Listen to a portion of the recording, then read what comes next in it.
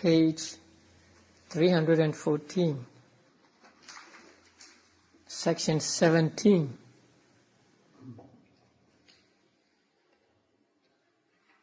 The heading should be Concepts and Mind and Matter for Mind. So you add concepts there. So this is Paññatti, Nama and Rupa to Nama.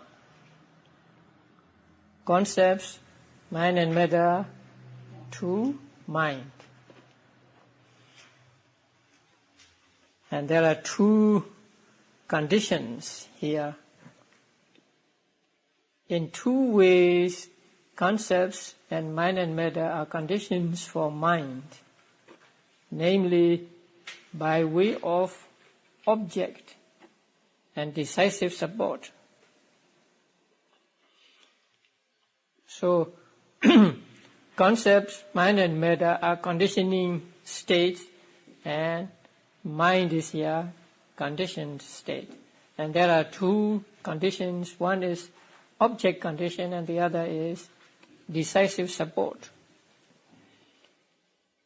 Object is sixfold as visible form, etc. Now you know sight, sound, smell, taste, touch, and Dhamma objects. You remember the Dhamma objects?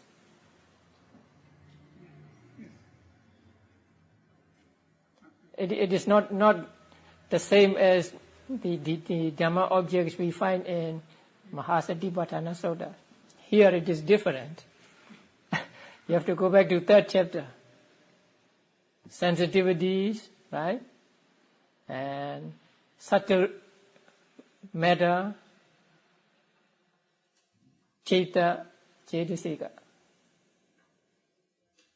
And then? Nibbana. So, they are called mind, Dhamma objects, and also Paññatti.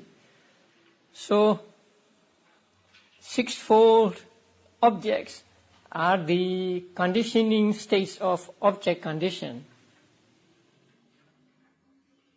And then the conditioned states. What are the conditioned states of object condition? Now you read the guide. The 6 classes of objects are the conditioning states in this relation.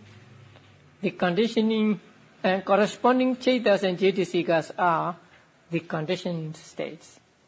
So, cetas and cetasikas are conditioned states, and 6 kinds of objects are conditioning states.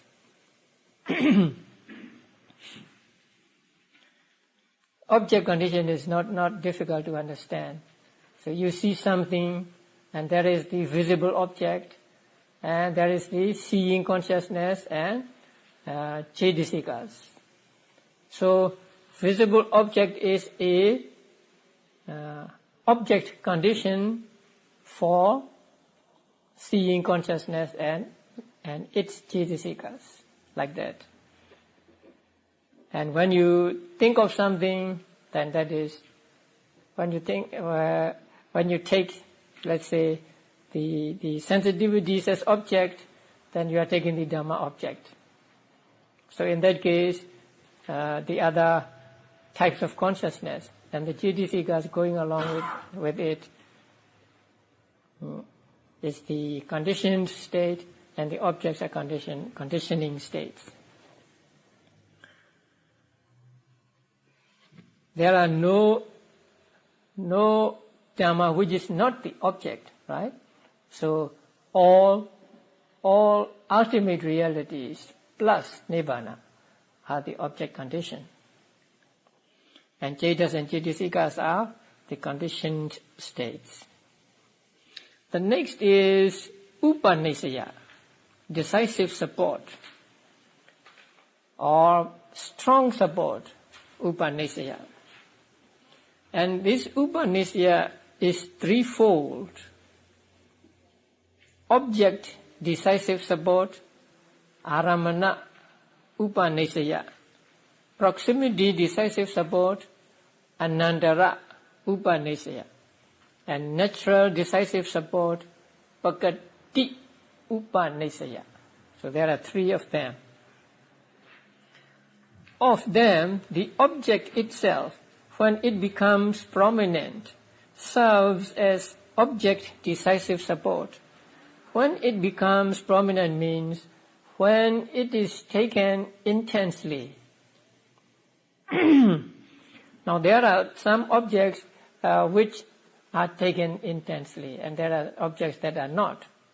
So here, objects that are taken intensely are the conditioning states of this condition. In the guide, it is said, object decisive support is a condition where the conditioning state is an exceptionally desirable, so very desirable object, such as the Buddha picture or Buddha statue, or important object, which causes the conditioned states, the mental phenomena that apprehend it, to arise in strong dependence on it. So, when they take the object intensely, they are said to be in strong dependence on it. Now, when we see the statue of the Buddha, we have joy, we have saddha or devotion, and so for Buddhists, Buddha statue is a object decisive support condition. And here we have to understand which conditioned states take which conditioning states as object. So, you have to look at this chart. Aramana adhipati and aramana upanisya.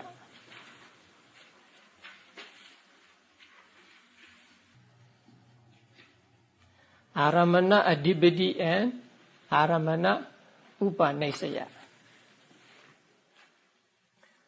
So there, on the conditioning side, 72 lokiya chetas, 47 chetasikas, desirable 18 nibbana rupas. You know nibbana rupas, right? The first 18. They are the aramana, here aramana upanisya. Aramana upanisya condition for the 8 lobha mula chetas.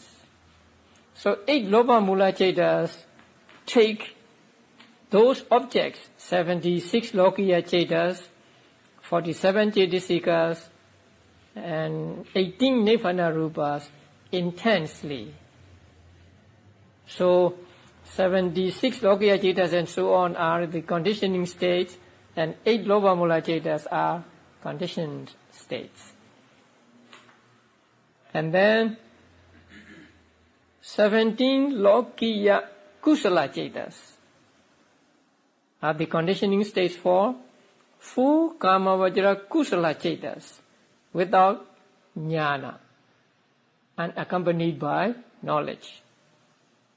So full kama vajra kusala chetas and accompanied by knowledge take 17 lokiya kusala chetas as strong object or very desirable object, or they take those objects intensely.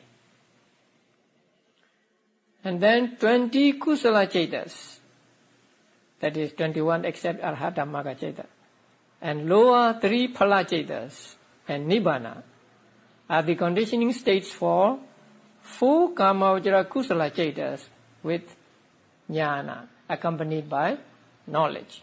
So 4 Kamavajra Kusala Cetas accompanied by knowledge take 20 Kusala Cetas, 3 lower Phala Cetas, and Nibbana as object,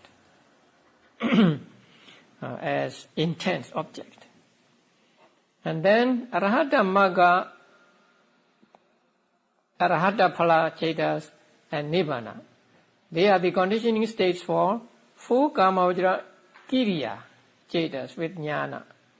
So 4 Kamavajra Kiriya Cetas accompanied by knowledge take Arahata Magga Ceta, Arahata Phala Ceta, and Nibbana as intense object. And then 8 Lokuttara Cetas take Nibbana as intense object. So it is a little different from ordinary object condition. In ordinary object condition, they just take the object, just that. But here, they take these objects, these Cetas on the right side, take the objects on the left side intensely. So those that take objects intensely are 8 Lobha Mula Cetas, 8 Kamavajra Kusala Cetas, right? 4 Kamavajra Kiriya Cetas accompanied by knowledge, and 8 Lokuttara Cetas. So here not all Cetas and Cetasikas are conditioned states. Only some of them are conditioned states, and they take their respective intense objects as objects. When we understand Aramana Upanisya, we will understand Aramana Adhipati, which we will meet later. So this is Aramana Upanisya. And the next one is what? Proximity, decisive support, Anantara Upanisya. Now you have met Anantara, right? Proximity. So proximity decisive support is identical with proximity condition with respect to the conditioning and conditioned states, the same, but differs from it slightly in the forces of the conditions. So this difference is very subtle and very slight. So it's okay even if we don't understand it. Proximity is a force which causes the succeeding mental states to arise immediately after the preceding states have ceased. Proximity decisive support is a force which causes the succeeding states to arise because they are strongly dependent on the ceasing of the preceding states. So here, they have strong force for the succeeding Cetas and Cetasikas to arise. But actually, they are pretty much the same. So whatever is Anantara Upanisya. And the third one is the widest, most comprehensive, Pakati Upanisya. Or it can be separated as Pakata Upanisya. But let's follow Pakati Upanisya here because the English translation here is natural decisive support. It is a wide relation that includes, as the conditioning states, all past mental or material phenomena that become strongly efficacious for the arising at the subsequent time of the conditioned states which are subsequent Cetas and Cetasikas. Now here, conditioning states are what? All past mental or material phenomena. And conditioned states are subsequent Cetas and Cetasikas. Actually, Paññati also is the conditioning state here. So let us read the translation first. The natural decisive support is of many kinds. States of lust, etc., states of faith, etc., pleasure, pain, individuals, food, season, lodgings. So all these are the Pakati Upanisya conditioning states.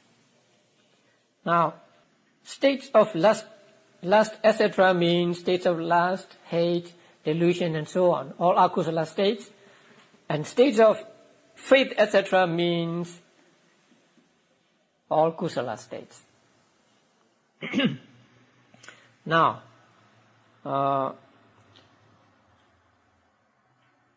prior lust may be a natural decisive support condition for the volitions of killing, stealing, sexual misconduct, etc. That means a person has lust. So depending on that lust, he may commit killing or stealing or sexual misconduct or any other akusala act. Then, in that case, lust that arose before is a decisive condition for a killing, stealing, and so on, which arise later. So they do not arise at the same time and they do not arise immediately. The conditioning state may arise at one time and conditioning states arise at another time. Sometimes it may be years. Now, prior lust can be a natural decisive support condition for kusala states also.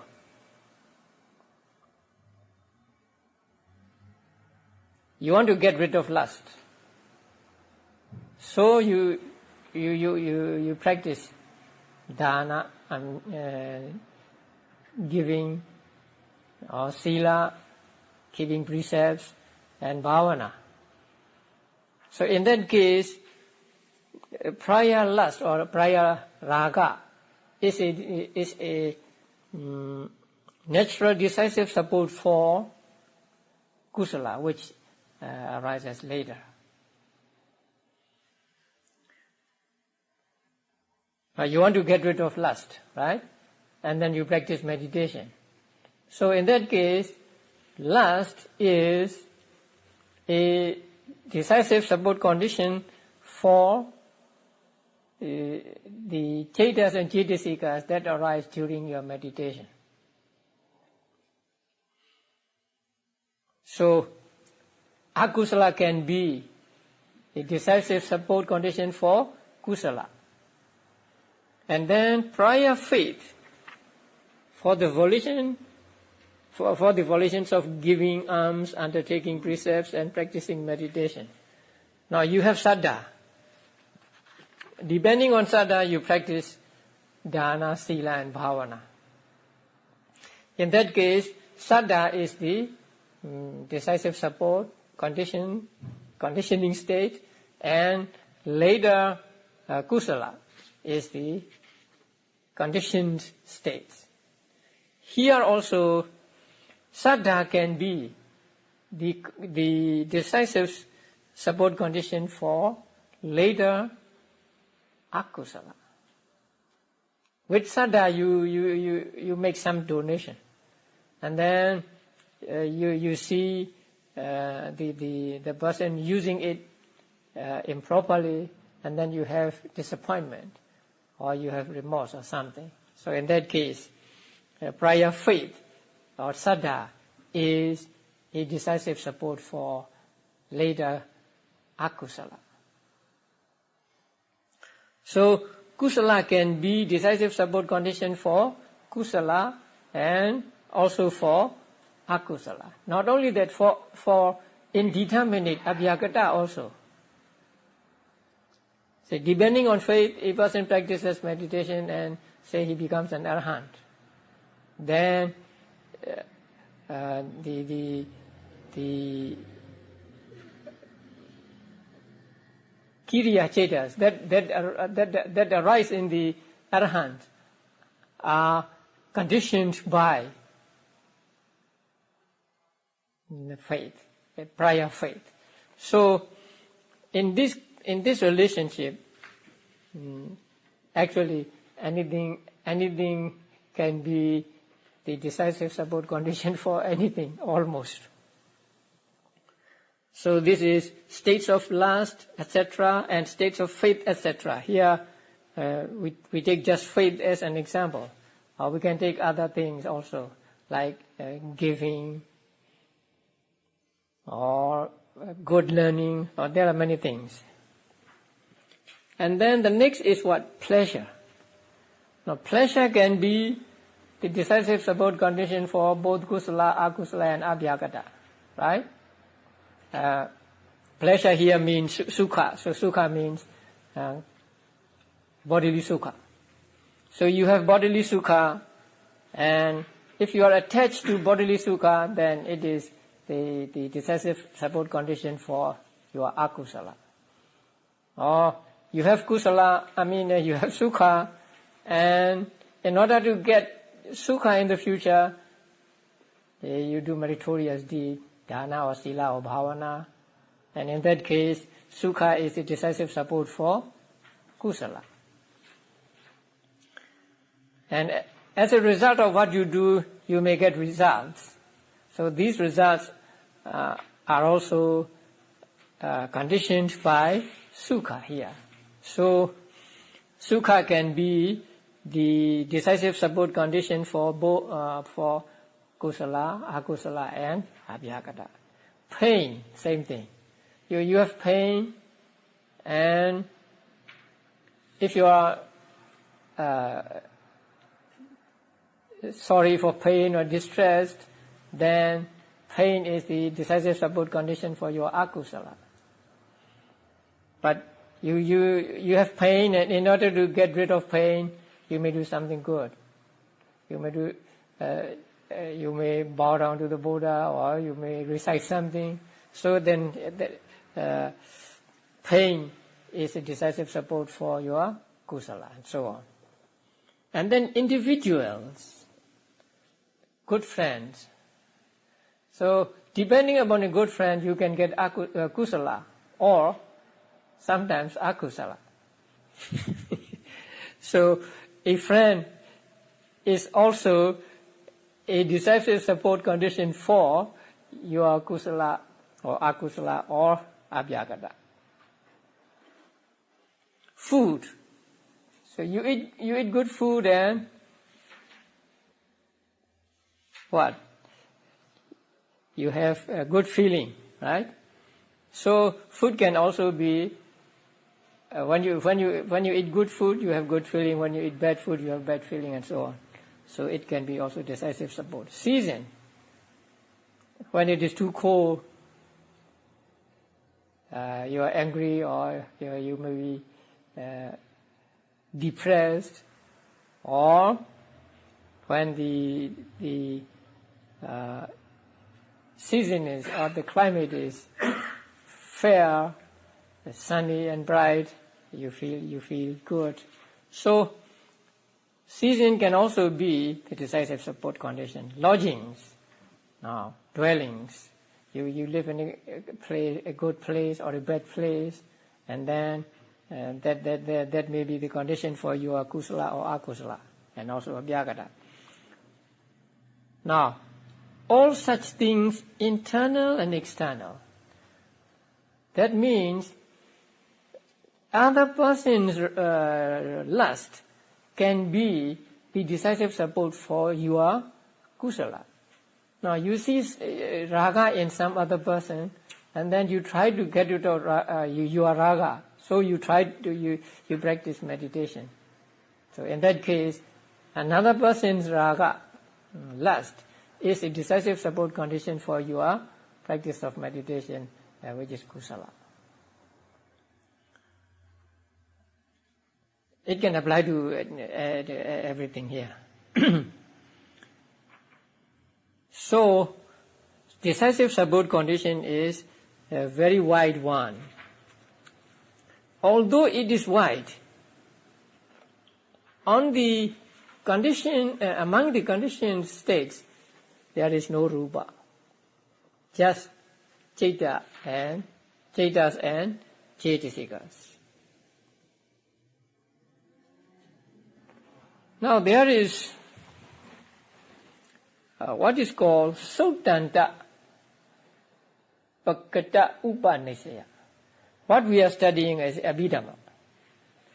It is said that Suttanta Pakata Upanisaya, Pakati Upanisaya is wider than Abhidhamma Pakati Upanisaya, wider than Abhidhamma decisive support. So in that case, even rupa can be the conditioned states of Pakati Upanisaya condition. But that is Suttanta method. Because when something is, some other thing arises, like that. So they can be explained as being related as cause and effect. But in Abhidhamma, only cettas and cetasikas are said to be the conditioned states of Pakati Upanisaya. So sometimes when we cannot explain any of the 24 conditions, we just say, oh, it is according to Suttanta Pakati Upanisaya. So it is very wide.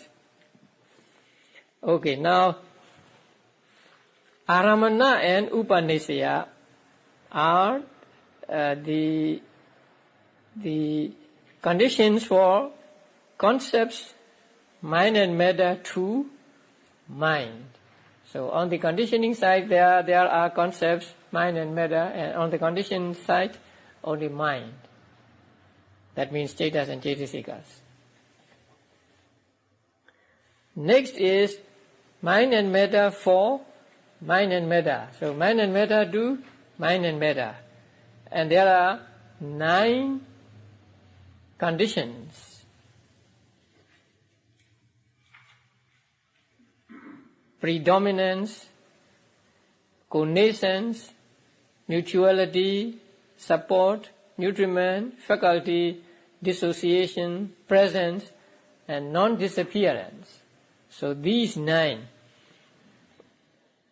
are for mind and matter to mind and matter.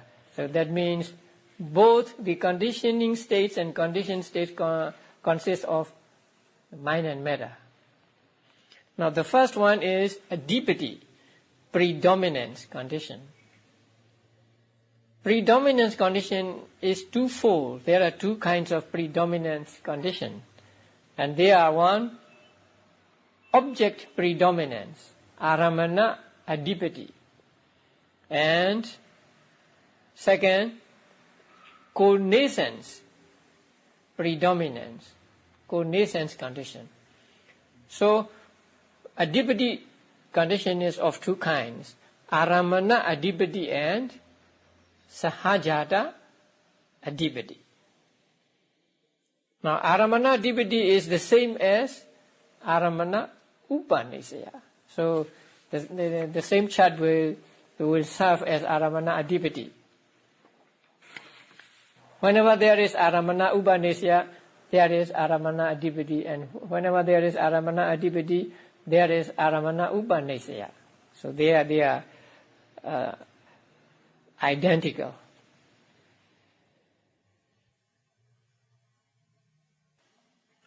The second one, sahajada adipati. Since there is the word sahajada, you understand that they must arise together and exist together. So here, sahajada adipati is a condition where a conditioning state dominates conditioned state's connaissance with itself. So they must arise together. And one is the predominance condition, and the others are the conditioned states of that condition. How many adhipatis are there? 4 adhipatis. And you remember them? Chanda, Viriya, Citta, Vimansa. Page 276. You can go back to page 276. No. 274.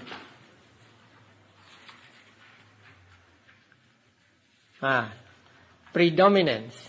4 predominance. 1, predominance of desire, that is chanda. 2, predominance of energy, viriya. 3, predominance of consciousness, citta. And 4, predominance of investigation, vimansa. Vimansa means actually jnana, wisdom. So these 4 are the conditioning states of connaissance predominance condition. But only one on a given occasion, only one can be the predominant condition. Although there may be 2 or 3 of these arising together, not all 3 or 4 can be the conditioning states of predominance, because adhipati means chief, supreme. So there must be only one adhipati at a time. So when chanda is adhipati, the others are not adhipati, like that. So when we take chanda as the adhipati condition, then the other 3 and the cetasikas are the conditioned states. So the conditioning states in this relation are of the 4 predominants: desire, energy, consciousness, and investigation. Only one of these can take on the role of predominance condition on a given occasion, and then only in javana cetas. Now, go to page 276. Above kite 22. Only one predominant is obtained at a time, according to circumstances, and only in javanas with 2 roots and 3 roots. So here also you must understand that. Only in javana cetas means only in 2 root and 3 root javana cetas, not in 1 root javana cetas. The connaissant mental and material phenomena are the conditioned state aura. So, what ceta can we take? Chanda. Okay, the first lopa mula ceta, right? How many cetasikas? 19. So, is there chanda with lopa mula ceta? Yes. Then we take chanda as the conditioning state. Then the others, ceta and other cetasikas, are conditioned state. Then chanda. Is there viriya? Yes. Then we take viriya as conditioning state and chanda and others as conditioned state. Chanda, ceta. Viriya. Now, we take ceta as conditioning state. Laupa mula ceta as conditioning state, and the 19 cetasikas as conditioned states. Vimansa? No. So in order to explain vimansa, what ceta must we take? Kama vajra kusala, right? First, let's say first kama vajra kusala ceta. How many cetasikas? 38. So there, chanda or viriya or ceta itself or panya is conditioning state, and the others are conditioned state. So since they arise together, they are called sahajata adhipati. So they must arise together with the states they condition. So adhipati has two varieties. One, aramana adhipati, and two, sahajata adhipati. The next is the connaissance condition, sahajata. Connaissance condition is threefold, or three kinds. Consciousness and mental factors are a condition for one another and for the connaissant material phenomena. That is one. The four great essentials mutually and for the derived material phenomena. That is two. And then three, the heart base and the resultant mental aggregates for one another at the moment of rebirth linking. So here, connaissance condition is described in three sentences. One is, on the conditioning side, what? Citta cetasika, right? And on the conditioned side, citta cetasika and sahajata rupa, right? Connaissant material phenomena. And then four great essentials, we cannot take consciousness here. Four great essentials are on the conditioning side, and on the conditioning side, four great essentials and the derived material phenomena, or ubhara rupa. And then third, heart base and the resultant mental aggregates for one another at the moment of rebirth linking. So at the moment of patisandhi, we take heart base as conditioning and the resultant aggregates, cetas and cetasikas, as conditioned. And then cetas and cetasikas as conditioning and heart base as conditioned. They arise together, and some are also reciprocal. Now cetas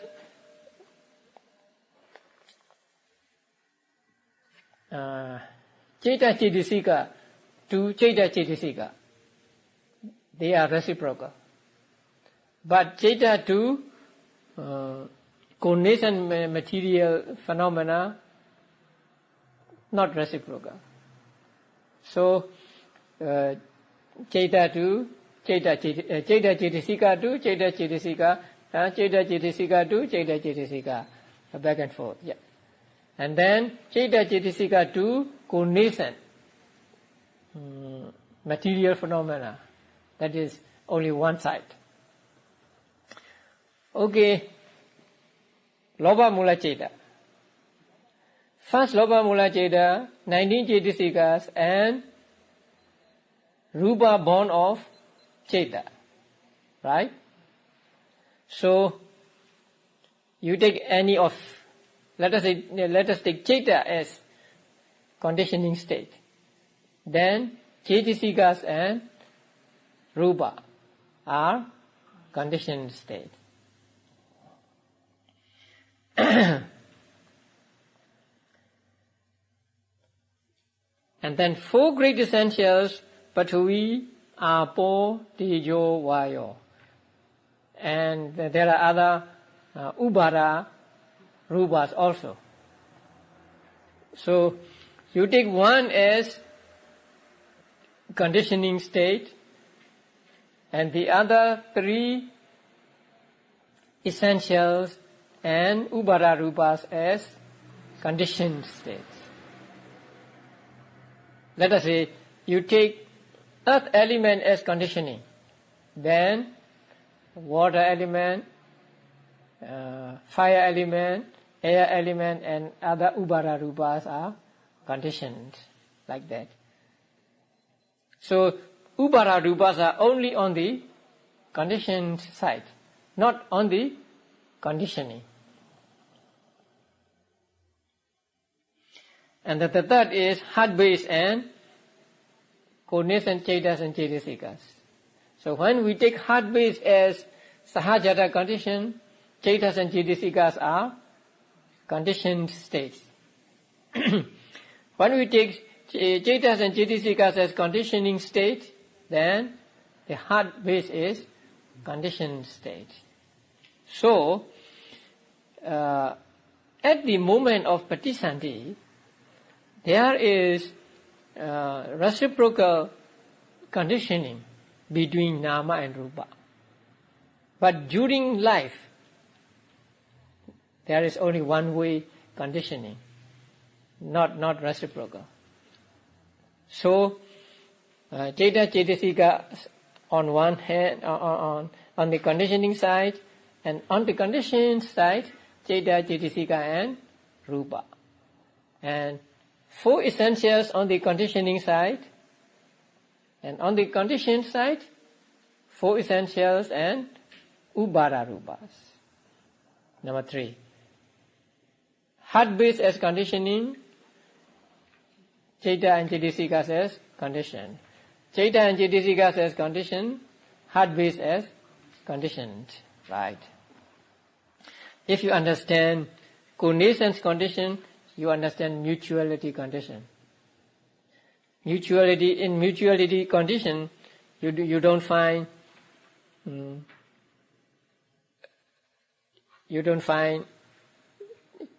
rupas. I mean, in the first one, you don't find rupa. So here, ceta cetasika. Both conditioning states and conditioned states are cetas and cetasikas. No rupa here, because during life, rupa and nama are never reciprocal. And the 4 great essentials for one another. Here also, only 4 great essentials on the conditioning side and 4 great essentials on conditioned side. Now, the heart base and the resultant mental aggregates, they are also mutually conditioned. So when we take heart base as conditioning, and mental aggregates are conditioned. When we take mental aggregates as conditioning, then heart base is conditioned. So, the cognizance condition and mutuality condition, which is wider? Cognizance condition is wider. So, wherever there is mutuality condition, there is cognizance condition. But it is not necessarily that where there is cognizance condition, there is mutuality condition. There may or may not be mutuality condition. For example, between ceta and rupa bond of ceta, right? So between ceta and rupa bond of ceta, there is only cognizance condition, but not mutuality condition. Now, this is compared to a tripod, each leg of which assists the other 2 legs reciprocally in enabling the tripod to stand upright. So it is compared to 3 sticks put together, and so that they stand.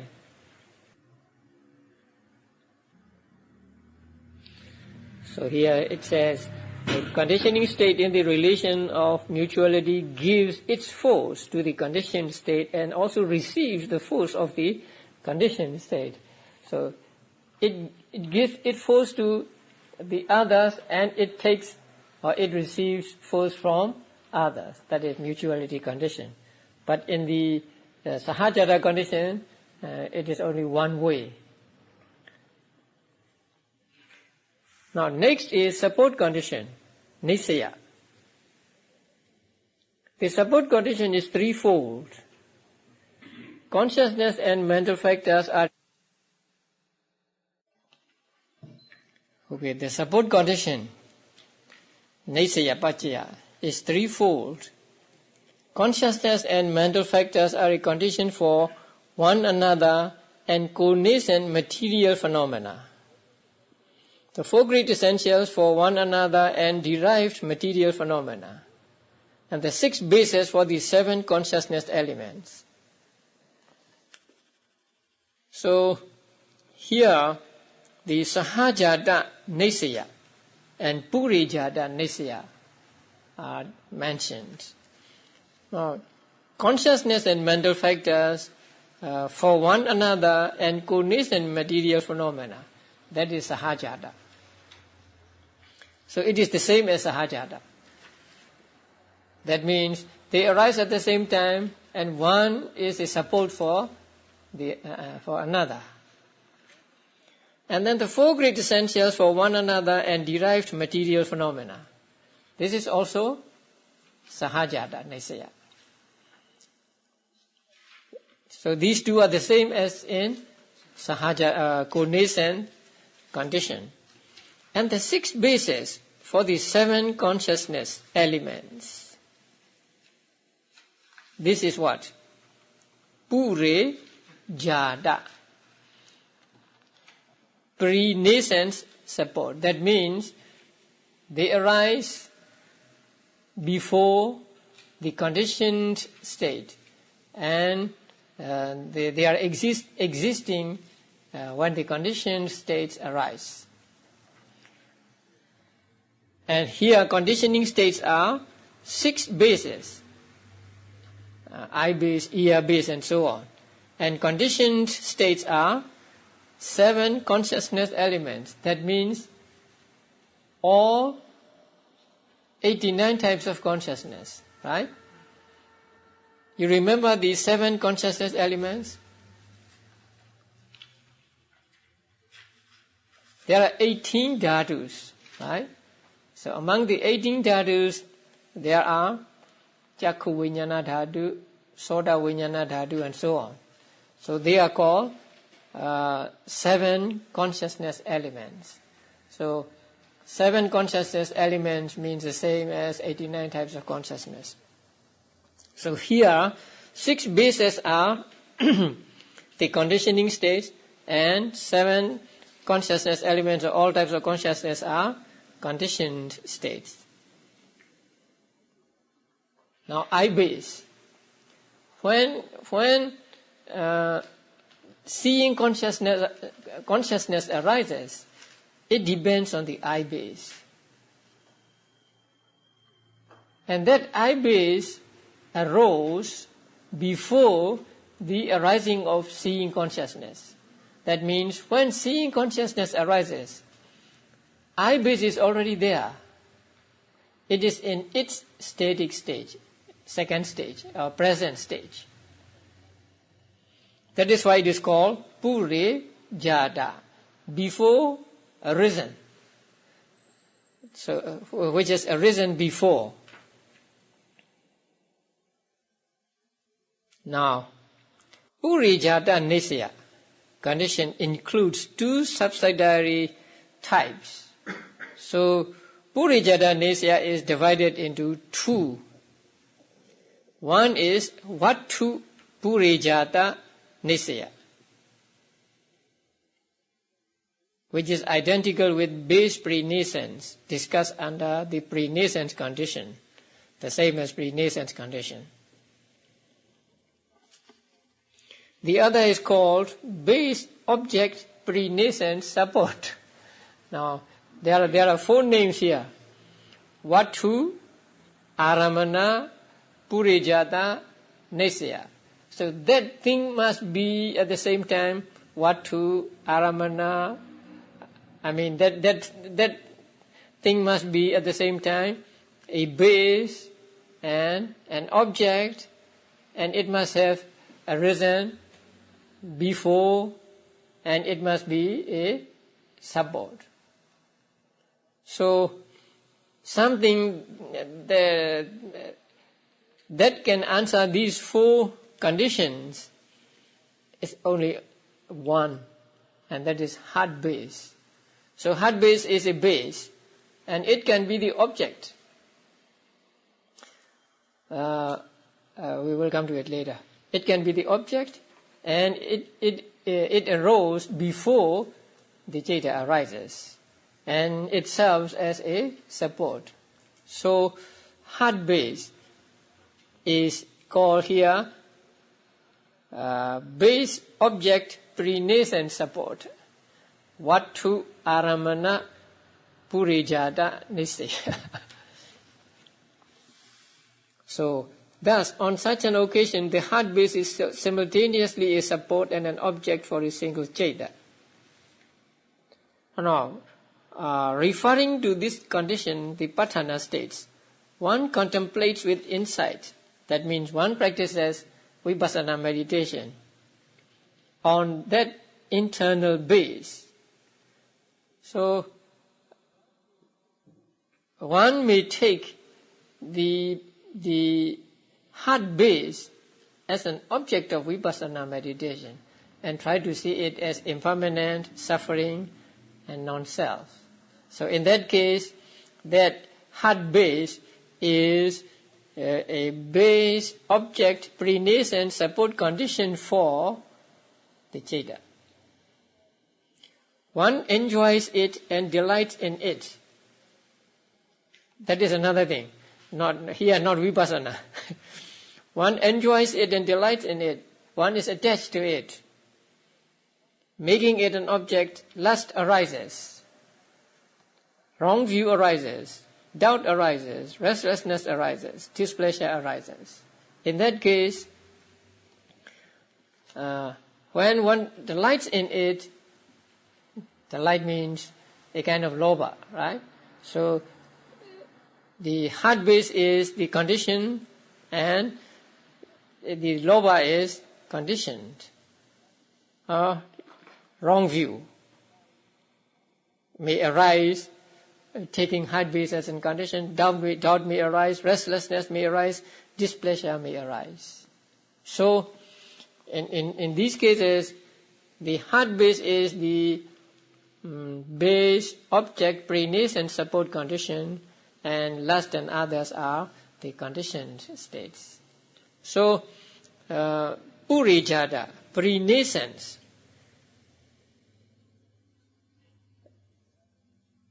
can be divided into vattu purijata, that is just a base, and then vattu aramana purijata nisaya.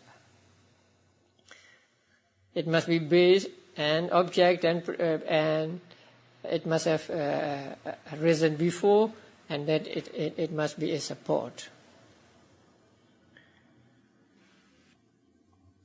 Next is nutriment condition, ahara.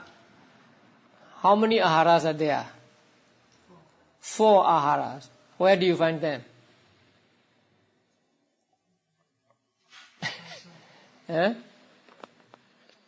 Second chapter. 7th chapter, right?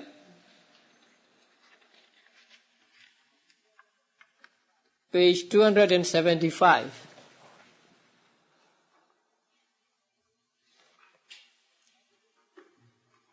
Edible food,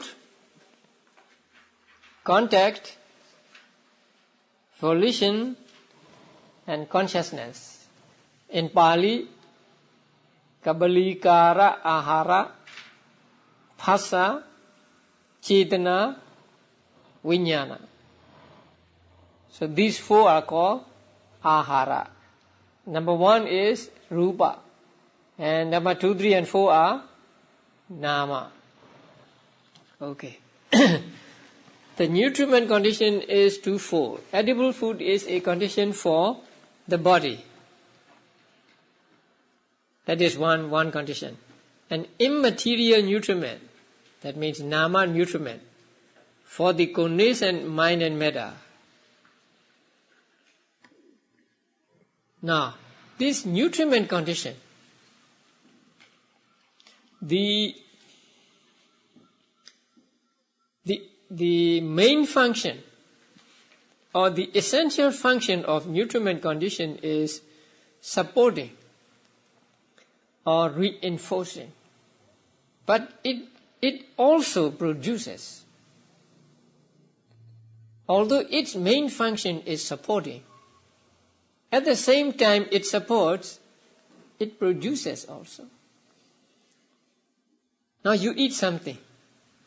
So there is ahara in the food. And that ahara produces rupa born of ahara. Right? You go back to the 6th chapter. So here ahara condition is not pure supporting or reinforcing condition. It is producing and at the same time reinforcing. So later on you'll find that material nutriment is a nutritive essence found in edible food, which is a conditioning state for this physical body.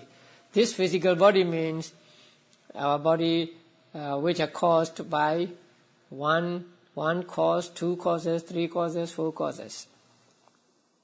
When food is ingested, its nutritive essence produces new matter born of nutriment. So it produces, and it also reinforces the material groups born of all 4 causes. So it produces and then it maintains them, or it reinforces them, keeping them strong and fresh so that they can continue to arise in succession. So ahara condition or nutriment condition is producing condition as well as supporting condition.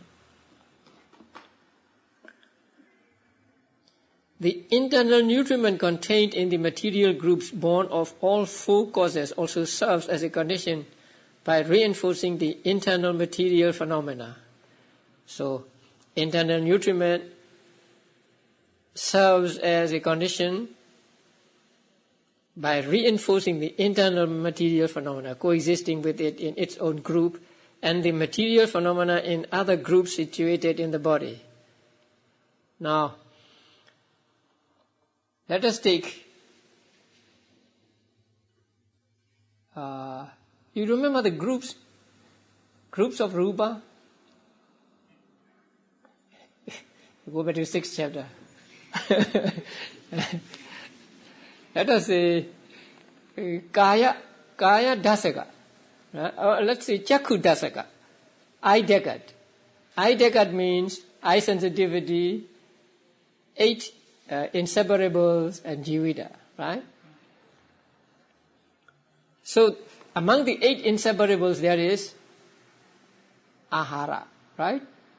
Oja, root nutriment, right?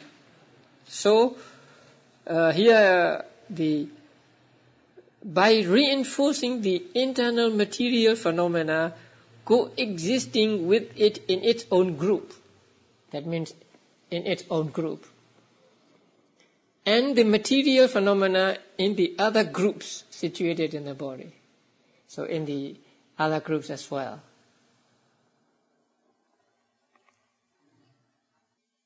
So it coexists with its own group and the matter in the other groups situated in the body. Now mental nutriment. There are 3 mental nutriments: phassa, cetana, and vijnana or ceta. So these are conditions for the connascent mental and material phenomena. So they must be arising at the same time, and one is the condition for the other. Now, contact. So you can pick up any ceta for contact, phassa, right?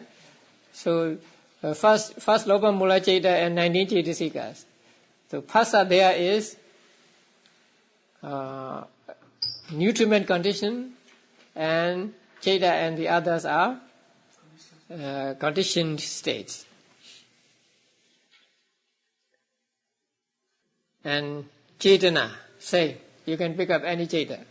And then consciousness, or you can pick up any consciousness. So, the immaterial nutriments are conditioning states for the cognizant nama and rupa.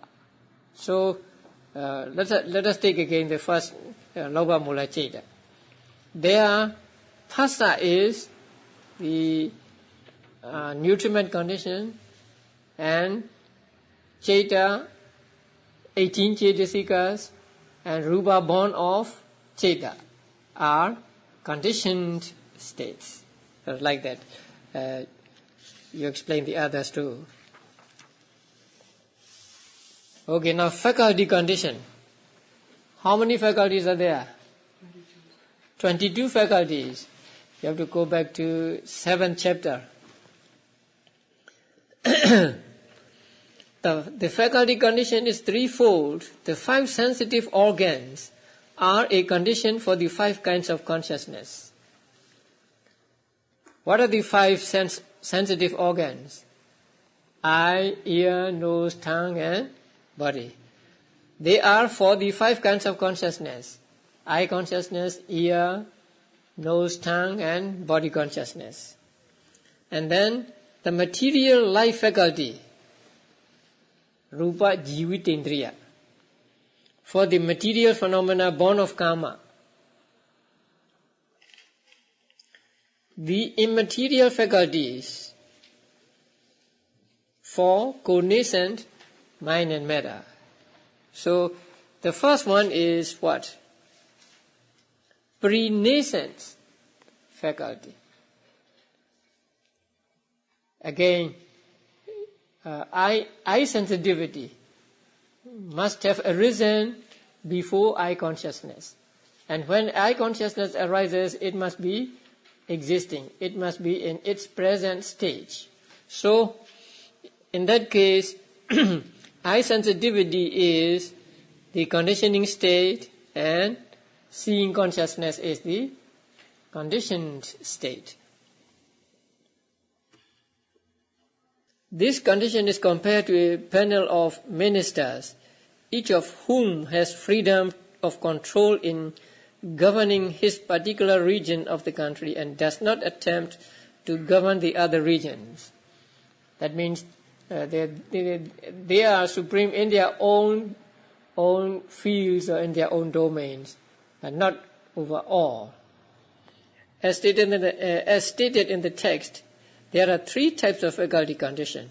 So 1 pre-nascence, 2 material life faculty, and 3 cognizance faculty. So pre-nascence faculty are the 5 senses, 5 sensitivities, which are conditions for 5 kinds of cetas. Now, good eyes produce acute vision, while weak eyes result in poor vision. So that is good eye sensitivity is a condition for acute vision. That means acute seeing consciousness, good seeing consciousness. And weak eye sensitivity is a condition for poor vision or poor seeing consciousness. The second is material life faculty, that is jivitendriya, in the material groups born of karma. So, how many groups are born of karma? 9 groups. So in those groups there is always the jivitendriya, right?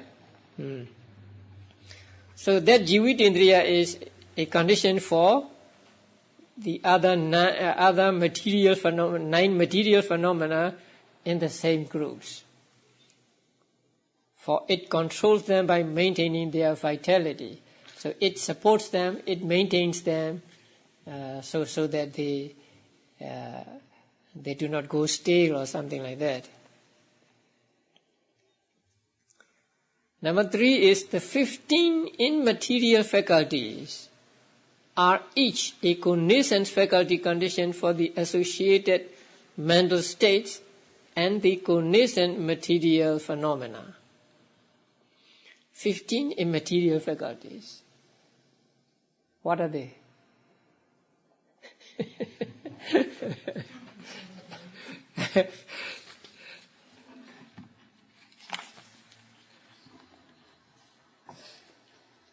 So you go back to what page?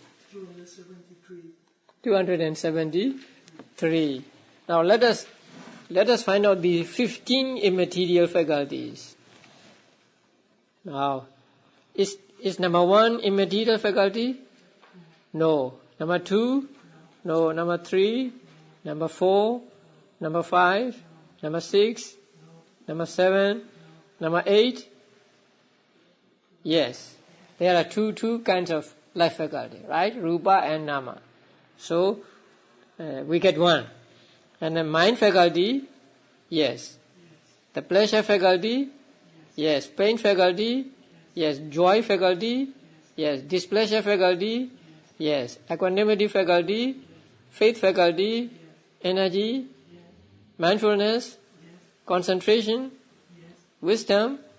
And then the faculty I will know the unknown? The faculty of final knowledge? Faculty of one who has final knowledge? Yes. So there are altogether 15. Although there are 15 immaterial faculties, in reality, how many?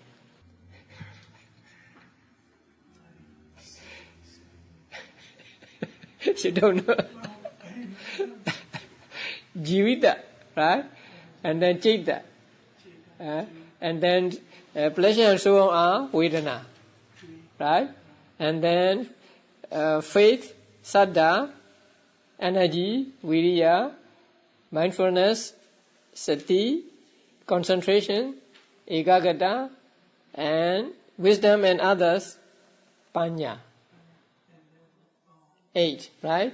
So, Jivita, Chitta, Vedana, Saddha, Viriya, Sati, Samadhi, Panya.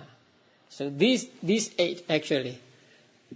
Although by name there are 15 immaterial faculties, in reality or by ultimate reality they are 8 states. 8 mental, 8 cetasikas. So they are each a cognizant faculty condition for the associated mental states and the cognizant material phenomena. So you can take, let's see, mind faculty. Mind faculty means Chaita. Or let's say Jivita, right? Nama Jivita. So Jivita Indriya arises with how many Chaitas? 89. Oh, 89. Then you can pick up the first Akusala Chaita. 19 Chaitasikas. So from 19 Chaitasikas you take Jivitendriya. So Jivitendriya is the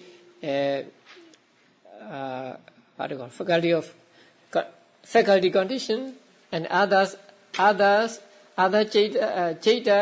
Chaitasikas and Rupa born of Chaita are conditioned states, right? Vedana. You can take any, and let us say Saddha. Which Chaita will you take it as an example for Saddha? First Kamavajra Kusala Chaita, right? So you pick up Saddha, and Saddha is the conditioning state, and Chaita plus 37 Chaitasikas and Rupa born of Chaita are conditioned state, like that. Now, in the guide, of the faculties, the 2 sex faculties of femininity and masculinity do not become conditioning states in the faculty condition. They are not included in faculty condition, although they are included in 22 faculties, right? In 22 faculties there are masculinity, femininity and masculinity. But they are not taken as faculty condition in Patthana. They are excluded because they do not have the functions of a condition.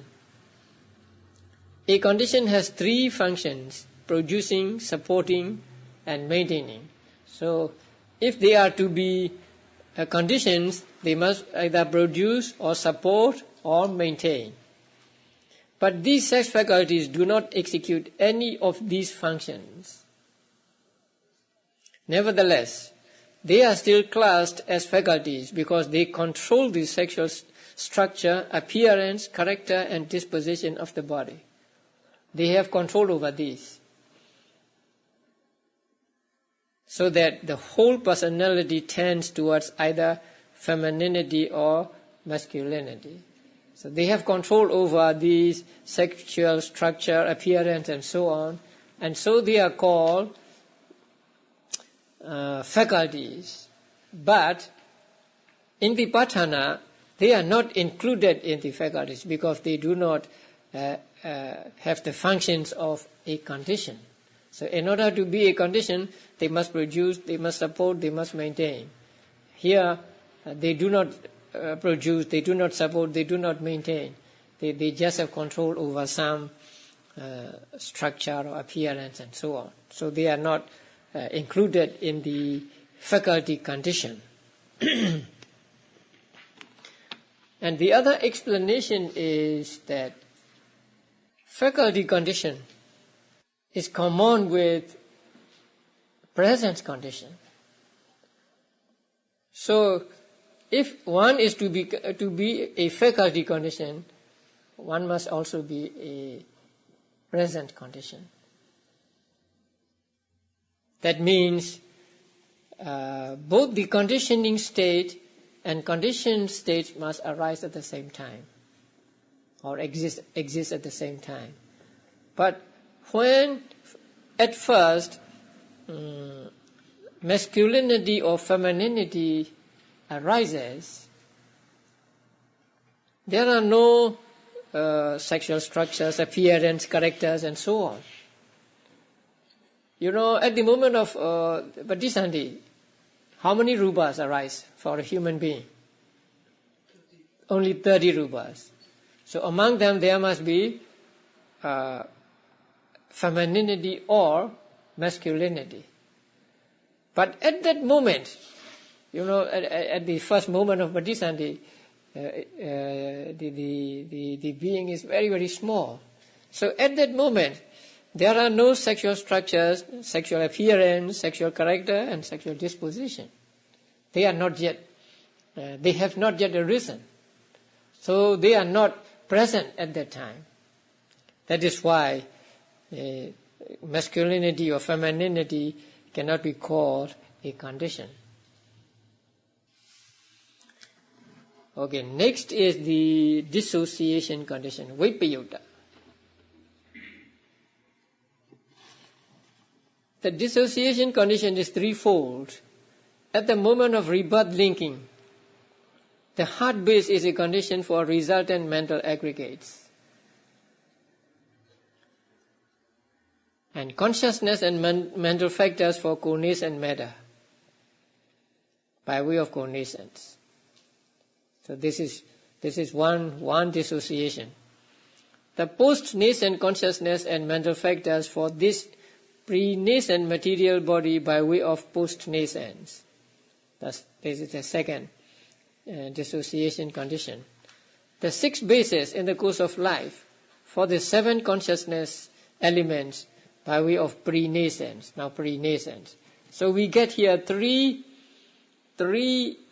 dissociation conditions. The first one is what? Cognizant. The second, post-nascence. And the third, pre-nascence. So, in order to be a dissociation condition, it must arise at the same time with the conditioned state, or it must have arisen before or after the conditioned states. Now, this vipayuda, although mind and matter arise together, they are said to be not mixed.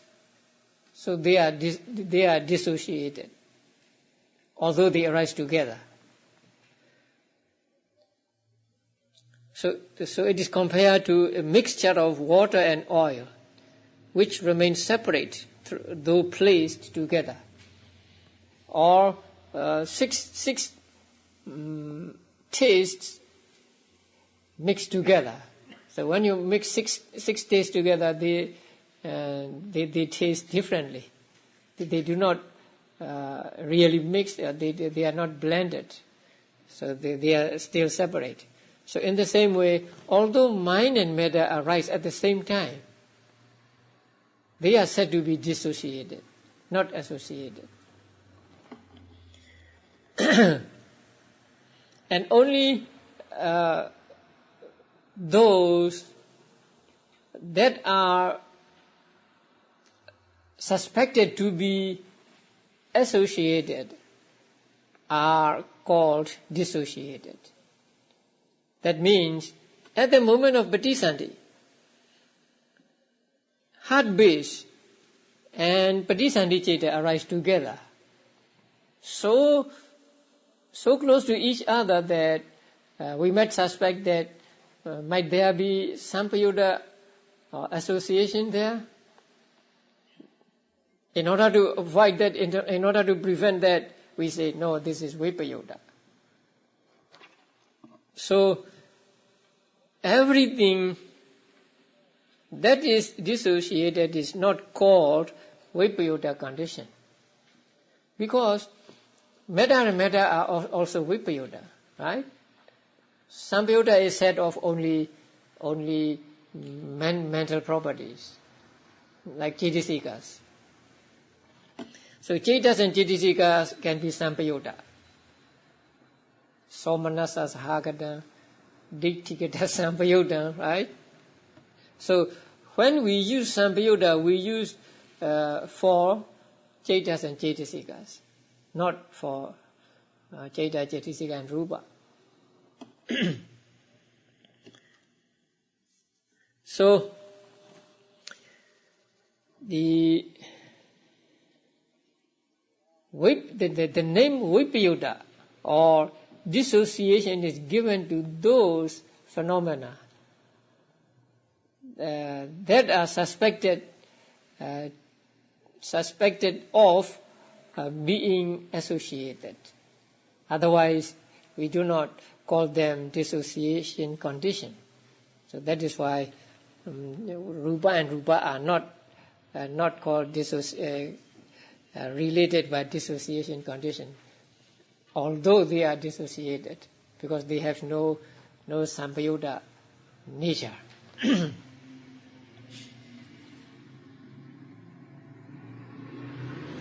So, dissociation condition is a condition where the conditioning state is either a mental phenomenon that assists present material phenomena, or a material phenomenon that assists present mental phenomena. In this relationship, the two components, the conditioning states and the conditioned states, are necessarily of different types. So they are not of the same type. When one is nama, the other is rupa. If one is metta, the other must be mind.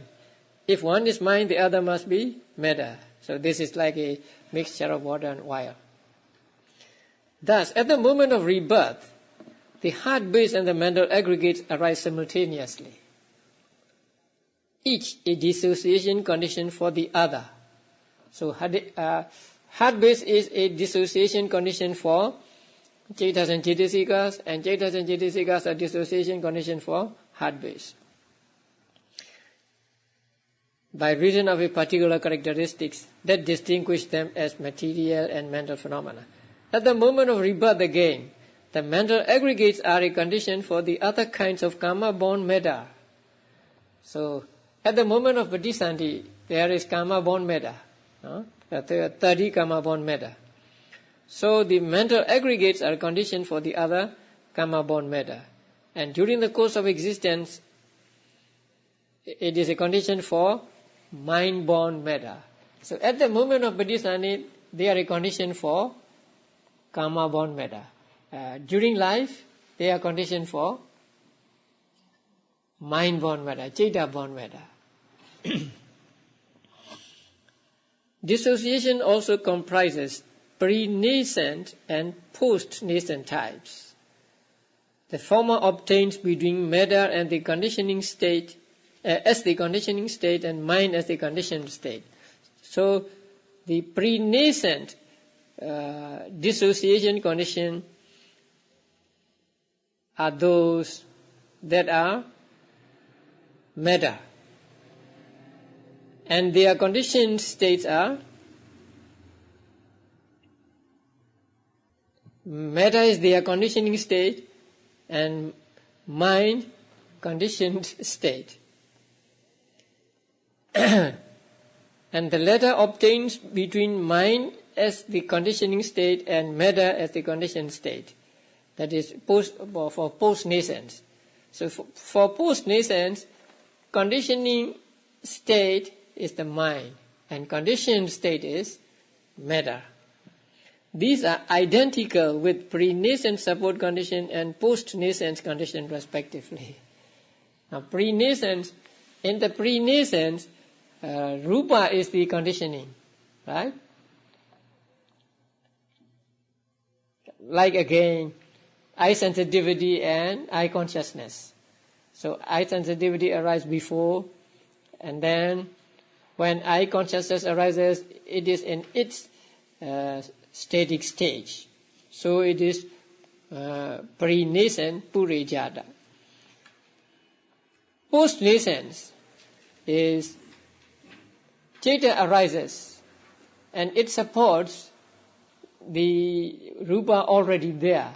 Rupa born of one cause, two causes, three causes, and four causes.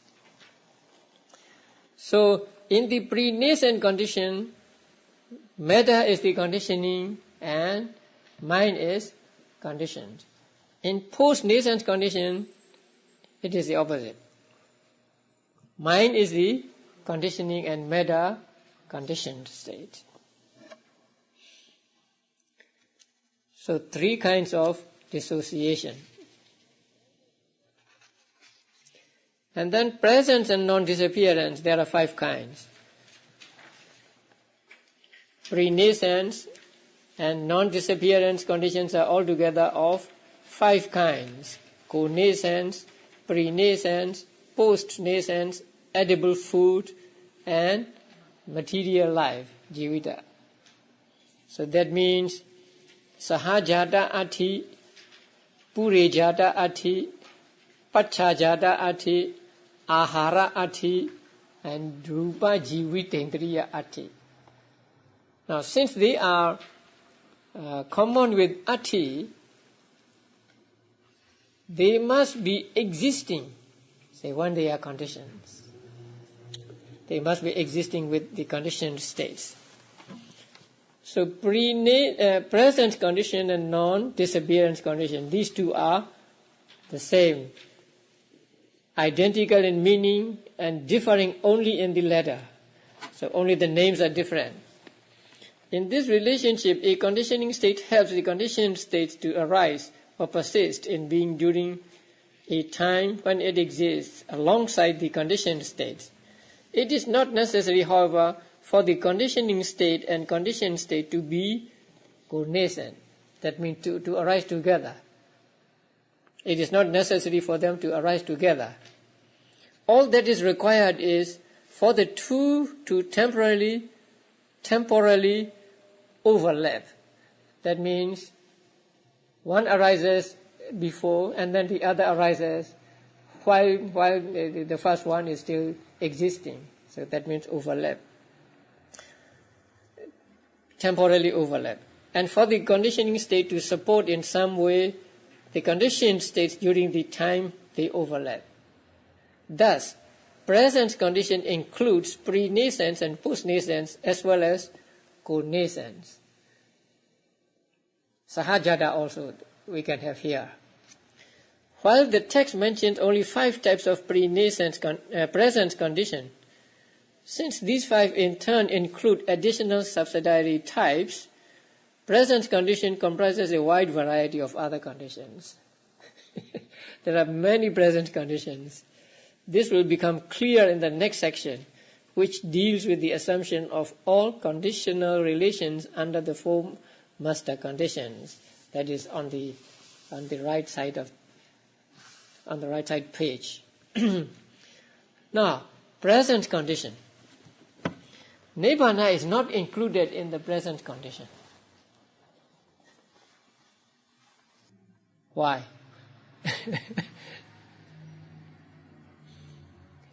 We say Nibbana is nature, right? There are 2 explanations. Now, present conditions means when it is present, it is conditioned. But when it is absent, it is not conditioned. That is the meaning. But Nibbana is always there. So Nibbana is never not there. So Nibbana is not included in the present condition. And also, the present condition means it must have three sub moments: arising, presence, and disappearance. So when a certain phenomenon has these 3 phases, we call it to be present. But Nibbana has no arising, no static stage, and no disappearing. That is why Nibbana is not called. Nibbana is not included in present condition. Now, if we compare present condition with disappearance condition also, disappearance condition means when it disappears, it is a condition for the subsequent mind chaita to arise, right? And as in the proximity condition. So one chaita disappears so that the next chaita can arise. But here, with regard to Nibbana, presence is always there. I mean, Nibbana is always there. So it never disappears. So it cannot be. It cannot have the disappearance condition. So if it cannot have a disappearance condition, it has no present condition either. So Nibbana is not included in present condition. But we must not understand that Nibbana is nothing simply because it is not included in present condition. So present condition has so many varieties, and you can see on the chart. So mind and matter to mind and matter, how many conditions did we get? 9 conditions, right? And then these 9 have different varieties. And so if we collect all these varieties, we get not only 24, but more than 24, right? Did I give you, here, varieties, right? 24 conditions and they are varieties. Now, number 1, what? Hetu, no variety. Number 2, aramana, no variety. Number 3, adhipati, has 2 varieties. 1, aramana adhipati, And 2, Sahajata Adhipati. Number 4, Anandara, no variety. Number 5, Samanandara, no. Number 6,